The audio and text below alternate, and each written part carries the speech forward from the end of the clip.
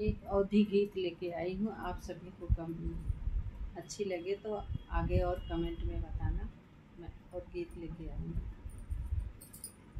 नमस्कार।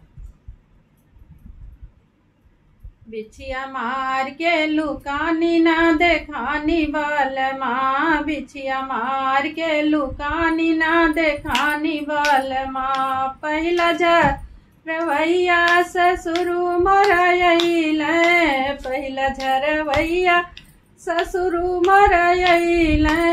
अरे इनके बीच न मरले बा, इनके चढ़ल बा जवानी माँ सतानी बाल माँ। बिछिया मार के लुकानी ना देखानी बाल माँ, बिछिया मार के लुकानी ना देखानी बाल माँ। दूसरा झरवैया जेठ मोरयल, अरे दूसरा झरवैया जेठ मोरयल। अरे अन्न बीछी न मरले बायन के चढ़ल बा जवानी माँ सतानी बाल माँ। बिछिया मार के लुकानी ना देखानी बाल, बिछिया मार के लुकानी ना देखानी बाल माँ।